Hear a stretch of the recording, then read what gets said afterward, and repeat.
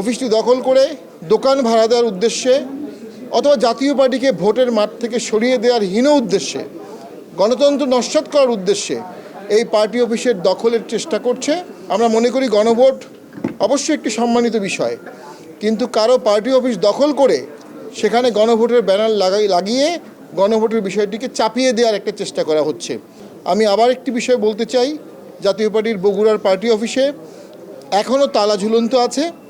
এই অফিসটি অনেক আগে লিজ নেওয়া হয়েছিল ডিসি অফিস থেকে, এবং ডিসি অফিসের নথি অনুযায়ী জাতীয় পার্টির বগুড়ার অফিস এখন পর্যন্ত অন্য কাউকে লিজ দেওয়া হয়নি।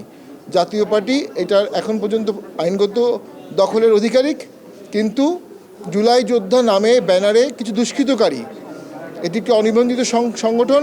আমরা জানি না এর কোনো সেন্ট্রাল নেক্সাস আছে কি না।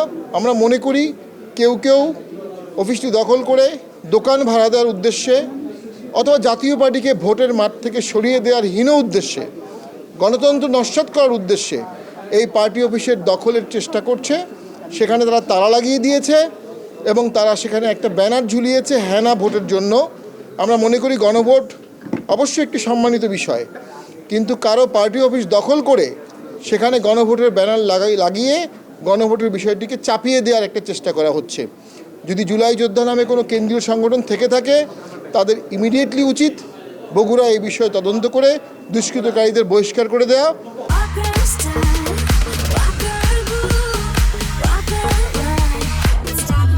নির্বাচন কমিশনের উচিত তফসিল পিরিয়ডে এই মুহূর্তে যে কোনো মূল্যে এই অফিসটি আমাদের খুলে দেয়া। আমরা মনে করি এই একটি ঘটনা, an act of injustice is threat to justice anywhere everywhere in the world. এই একটি ঘটনার জন্য পুরো নির্বাচন ব্যবস্থাও কলুষিত হয়ে যেতে পারে। সমস্ত জেলা অফিসে থেকে আমাদের উপর চাপ আসছে। এ ধরনের ঘটনা ঘটলে আমাদের কিন্তু নির্বাচন বয়কটের চাপ অনেক বেশি আমাদের উপরে আসবে। তো রাষ্ট্র সরকার নির্বাচন কমিশনকে দেখাতে হবে যে যেসব দল নির্বাচনে অংশগ্রহণ করছে তারা এবং তাদের প্রার্থীদের এবং তাদের জানমাল এবং সম্পদের সুরক্ষা দিতে এই রাষ্ট্র সক্ষম। যদি এই রাষ্ট্র এই সক্ষম না হয়, অক্ষম রাষ্ট্র সুষ্ঠু ভোট করতে পারবে না। তারা অবশ্যই লাঙ্গল প্রতীক নিয়েই মনোনয়ন নিয়েছে, লাঙ্গল প্রতীক নিয়েই জমা দিয়েছে এবং লাঙ্গল প্রতীক নিয়েই তাদের মনোনয়ন গৃহীত হয়েছে। এখন তাদেরকে একটি ব্যালট কেটে রিটার্নিং কর্মকর্তা হাতে তুলে দিবেন, এটা জাস্ট এ মেয়ার ফর্মালিটিস। দেখুন, আমরা অবশ্যই একীভূত হওয়ার ক্ষেত্রে সকলেই আগ্রহী।